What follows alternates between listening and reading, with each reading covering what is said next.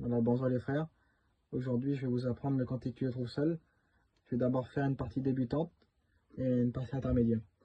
Alors pour la partie débutant, les accords c'est Sol majeur,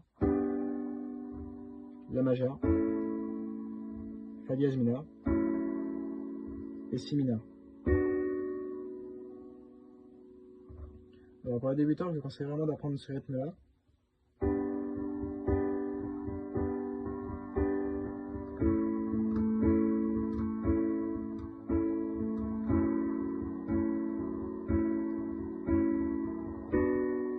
Voilà, il est très simple ce rythme, mais c'est le premier rythme qu'il faut apprendre pour que vraiment les mains se dissocient et que après vous aurez l'habitude de jouer les basses et les accords en même temps. Voilà, c'est très simple.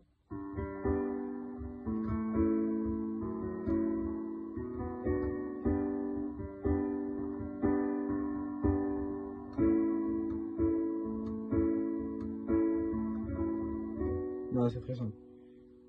Mis à part ça, pour les débutants, je ne peux pas trop vous dire d'autres choses, à part que vaut mieux jouer 1 heure par jour en une semaine que 7 heures un seul jour de la semaine.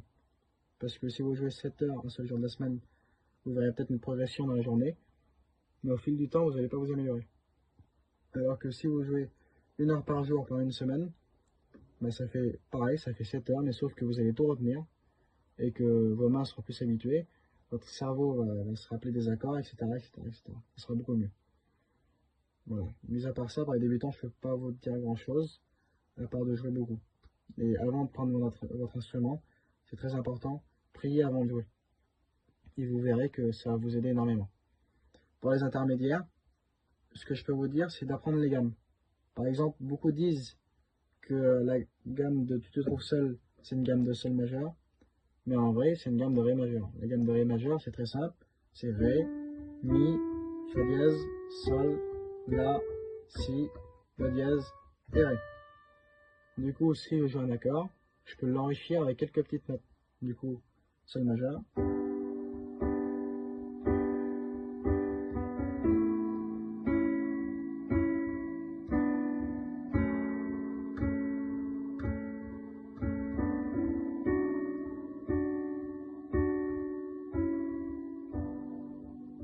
Voilà, c'est aussi simple que ça.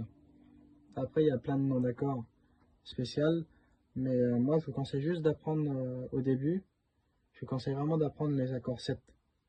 Je sais qu'au début, ça paraît très bizarre, ça paraît très spécial, très dur, très compliqué, mais en réalité, c'est pas si compliqué que ça.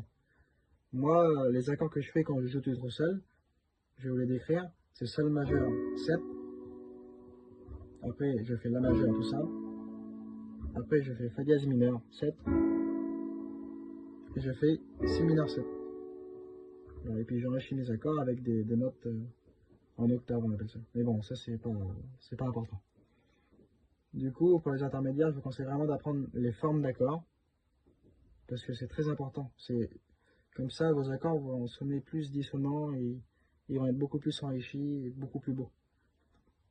Par exemple, je sais pas, je vais faire un accord au hasard, celui-là. Il est beaucoup plus dissonant que celui-là. Il est beaucoup plus beau celui-là que celui-là. Alors je conseille vraiment d'apprendre les formes d'accords.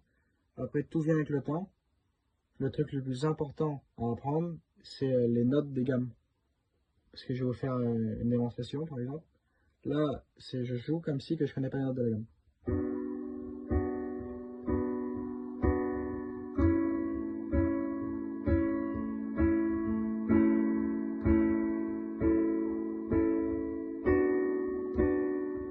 Et là, je vais jouer comme si que je connais les notes de la gamme.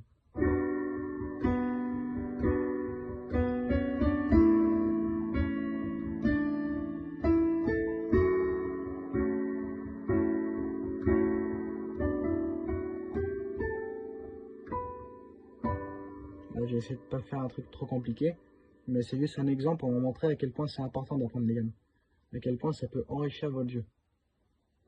Et puis, les conseils que je peux vous donner aussi si vous jouez dans les réunions, si vous jouez avec un guitariste, c'est de lui laisser la place. que vous deux, que aucun des deux prenne le dessus sur l'autre. De jouer vraiment ensemble et de jouer simple ensemble. Par exemple, si le guitariste joue avec moi, je vais pas m'amuser à faire ça.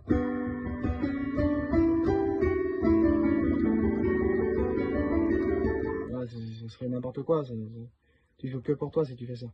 Mais si tu joues avec un guitariste en harmonie, bah, ça sera 10 fois plus beau qu'un pianiste qui se prend pour Mozart. Voilà. Alors, mis à part ça, je ne peux pas vous donner trop d'explications.